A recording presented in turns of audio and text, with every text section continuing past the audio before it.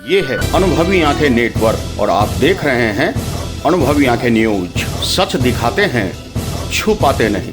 पलायन रोको नौकरी दो यात्रा आज सहरसा पहुंची। बता दें, मखाना किसानों की अनदेखी और कोसी पीड़ित विकास प्राधिकार की पुनर्स्थापना की मांग भी उठी है। कन्हैया कुमार ने महिषी मंदिर में पूजा अर्चना भी की। भितेहरवा गांधी आश्रम से शुरू पलायन रोको नौकरी दो यात्रा आज सहरसा पहुंची है। बता दें कि बनगांव में ध्वजारोहण के बाद नेताजी सुभाष चंद्र बोस चौक से शुरू होकर मीर चौक, महावीर चौक, डीवी रोड, शंकर चौक समाहरणालय में पदयात्रा गुजरी। इस यात्रा के बीच कन्हैया कुमार ने महिषी के प्रसिद्ध मंदिर में पूजा अर्चना भी की।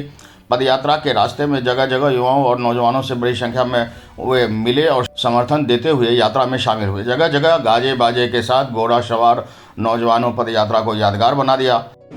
पहाड़ काट करके दशरथ मांझी ने ही तो रास्ता बनाया। श्रम, मजदूरी, मेहनत, मानव श्रम का जो है इतना बड़ा सेंटर ये है, तो सब कुछ होने के बावजूद हम पिछड़े क्यों? हम पिछड़े हुए इसलिए हैं कि हमारे लिए जो नीति निर्धारण कर रहे हैं ना, उनके अंदर नियत की कमी है। नियत अगर हो कि हम जिस मिट्टी में पैदा लिए हैं, इस मिट्टी को हम बेहतर बनाएंगे।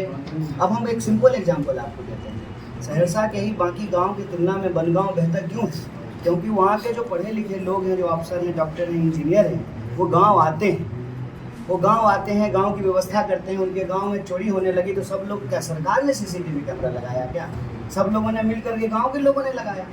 तो सामूहिक प्रयास जब होगा तभी कोई परिवर्तन होगा। अकेला चना भांड नहीं फोड़ता। तो राजनीति के विमर्श में ये सवाल लाने की ज़रूरत है। इसीलिए हम नकारात्मकता में नहीं फंस रहे हैं, किसी पे कीचड़ नहीं उछाल रहे हैं, लेकिन इसका ये मतलब नहीं है कि हम परेशानी नहीं समझ रहे हैं, हम समाधान की ओर जाना चाहते हैं। एक सवाल, मैं दवाया से आया हूँ, कल से आपका खबर कर रहा हूँ। मैंने एक चीज देखा कि आप रात में, अगर मैं कार्यकर्ताओं की तरह सोचूं, आप रात में कार्यकर्ताओं के साथ मिले, ताकि जो पूरा कुचक्र है उसके बारे में एक गहन संवाद हो। और दूसरा ये मैंने देखा कि इस पूरी यात्रा में महिलाएं बिल्कुल नहीं। ये बात मैं स्वीकार करता हूँ कि महिलाओं का पार्टिसिपेशन संख्या के आधार पर जितनी होनी चाहिए, आधी आबादी है वो, लेकिन आधी आबादी के तौर पर जो है वो हमारे साथ पदयात्रा में भी चल रही है। वो आते हैं, थोड़ी देर के बाद चले जाते हैं, प्रेस कॉन्फ्रेंस में आके अपनी बात रखते हैं, या ऑफिस में जहाँ यात्रा का विश्राम होता है उस जगह पे आकर के मिलते जुलते हैं, संवाद करते हैं। लेकिन लगातार महिलाएं नहीं चल पाती हैं। और ये बात मैं जो है भारी मन से, लेकिन ये स्वीकार करता हूँ कि राजनीति का स्पेस बहुत मर्दवादी, बहुत मैस्कुलिन स्पेस है। और हमारे नेशनल लीडर हैं और हम लोग के भविष्य में है। तो लेकिन एक बात हम आपके माध्यम से भी मैं चर्चा कर रहा था और इनके सामने इसलिए लाना चाहता हूँ कि कोसी पीड़ित की बात उठ गई। मखाना की खेती के भी लोग, 2-4 किसान ऐसे हुए कि 2 साल पहले सुसाइड भी कर लिए थे। इसको भी किसी तरह से हमने रोका था, हो रहा था। हम बोले हिम्मत रखो, फिर आगे कुछ होगा। एक चीज़ बहुत बड़ा इशू है, उसी बीच में गए थे कि हमारा ज़मीन है।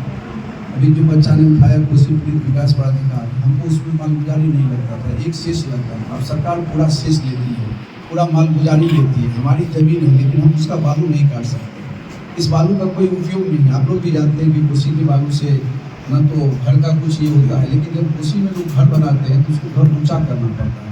तो नेचुरली है कि वो मिट्टी काट के ही नदी से वो अपने घर के जो बांसली होता है उसको ऊँचा करना चाहता है। फिर उसका ट्रैक्टर पकड़ा जाता है और ट्रैक्टर पकड़ा जाने के बाद दोहरी मार पड़ती है। एक खनन विभाग की जो केस करके मुकदमा करके शोषण करते हैं। दूसरा जो आजकल हो गया है बिहार में भ्रष्टाचार, हर में संसद में पुलिसिया हस्तक्षेप होती है और पुलिस सकेंगे। आपकी सरकार की जब चीफ मिनिस्टर आते तो उनसे पूछिए कि इस बालू पर आपने क्यों टैक्स लगाया, इस बालू पे एक खनन पर आपने क्यों रोक लगाया, इस बालू से क्या होने वाला है। बहुत ज़्यादा समय आपका ले लेना चाहता हूँ, इस धरती पर इनका स्वागत करें। कांग्रेस जिला कार्यालय में एक प्रेस कॉन्फ्रेंस को संबोधित करते हुए मखाना किसानों और कोसी पीड़ित विकास प्राधिकरण के पुनर्गठन और युवाओं को सम्मान के साथ रोजगार की व्यवस्था देने की मांग उठी।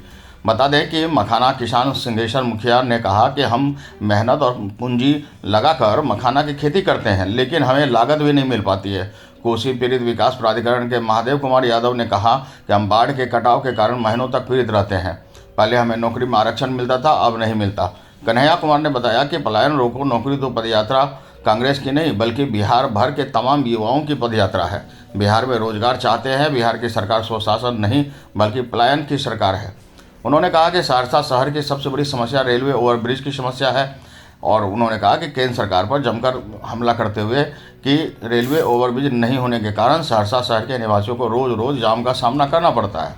ओवरब्रिज को लेकर हर चुनाव में वादा किया जाता है लेकिन पूरा नहीं होता।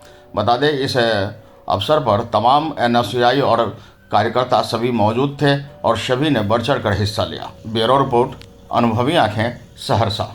तो आज के लिए इतना ही। हमारे साथ बने रहिए और खुद को रखें अपडेट। तो देखते रहें अनुभवी आंखें न्यूज और हाँ, पढ़िए भी अनुभवी आंखें अखबार।